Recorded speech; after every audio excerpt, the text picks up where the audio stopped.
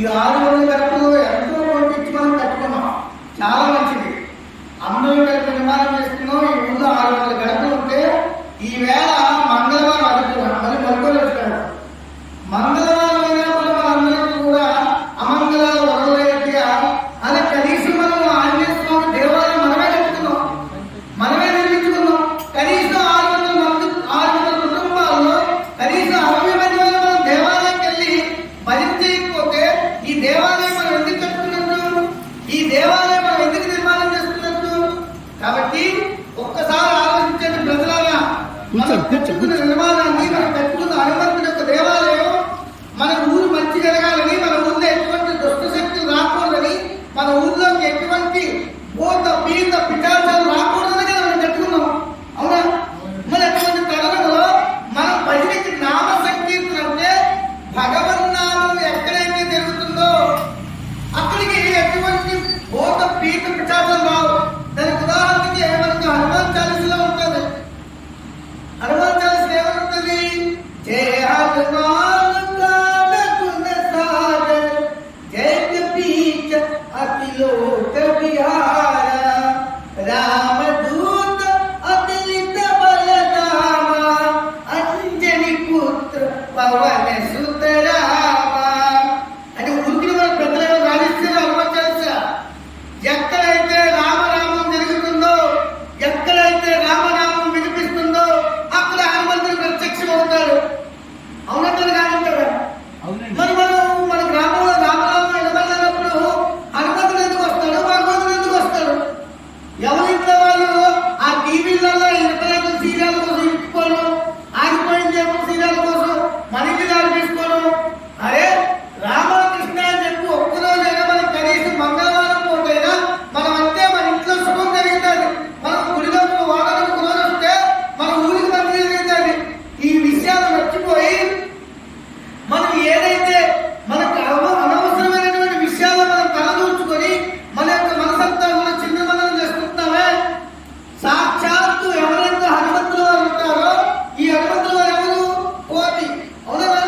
మరి కోతిని ఎందుకు మనం పూజిస్తున్నాం? ఎప్పుడైనా జ్ఞానం ఉందా? మనకి ఆలోచిస్తున్నావా? అంటే కోతి నిరంతరం శ్రీరాముల వారి యొక్క తిరుగుతూ, శ్రీరాముల వారి యొక్క నామాన్ని జపిస్తూ శ్రీరాముడికి సేవ చేసింది కాబట్టి కదా శ్రీరాముడితో సమానంగా పూజలు అందుకుంటుంది. మరి నువ్వు తిన్నమో పుట్టడమో చావో, తిన్నమో పుట్టడమో చావు, ఇదే పని. నువ్వెందుకు పరిస్థితి ఏమంటారు? ఒక కోతి చూసి నేర్చుకో. అందుకే వేదంలో ఒక మాట ఉంటుంది. వేదాలు ఏమని? దివి నుంచి భూమికి దిగి వచ్చిన మానవుడే మానవుడిగా మారనుగాక. మళ్ళీ కూడా చెప్తున్నాం. దివి నుంచి భూమికి దిగి వచ్చిన మానవుడే మానవుడిగా మారనుగాక. శ్రీరామచంద్రమూర్తి భూమి మీదకి వచ్చాడు కదా, వాళ్ళ అమ్మ గర్భం నుంచి. ఎలాగా? మానవుడిగా కదా వచ్చాడు. మరి మానవుడిగా మారాడా లేదా? మరి మనిషి ఈ ప్రపంచాన్ని అరచేతిలో చూసేటటువంటి ఈ దిగ్మాల స్వరూపాన్ని కనిపెట్టిన మనిషే కదా. మరి మనిషి కంటే జ్ఞానం ఉన్నప్పుడు ఎందుకు మనిషి అజ్ఞానిగా తయారవుతున్నాడు? ఎందుకు మనిషి తన యొక్క కోరికలతో కొట్టుమిట్టాడుతూ తనకు కావలసినటువంటి జ్ఞానాన్ని సమకూర్చుకోకుండా ఆ విధంగా మనిషి యొక్క కోరికలు చేయకుండా చనిపోతున్నాడు? కాబట్టి ఒక కోటి వేల మన హనుమంతుడిగా పూజలు అందుకుంటున్నామంటే శ్రీరాముడి కన్నా ఎక్కువ శక్తి సంపాదించింది కోటి. ఎందుకని? రామనామం చెప్పించి రామ భజన చేయడం వల్ల. ఈవేళ శ్రీరాముల వారి యొక్క రామాలయం ఉంటుందో లేదో తెలియదు కానీ హనుమంతుడి వారి యొక్క దేవాలయం ప్రతి జంక్షన్లలో వెళ్తున్నారు. కాబట్టి అంత గొప్ప శక్తి కలిగినటువంటి హనుమంతుడి యొక్క నామాలను చెప్పించకుండా నువ్వు నేను గుడి కట్టేశాను కదా అంటే మన పని అయిపోయింది కదా అని చెప్పి చేతులు దులుపుకుంటే కాదు.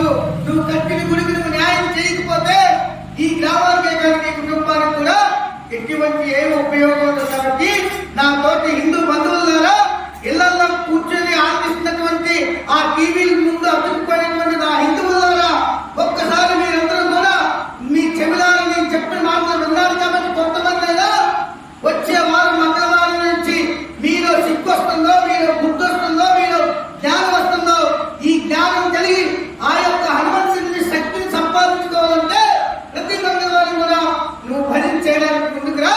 నీ పిల్లలకి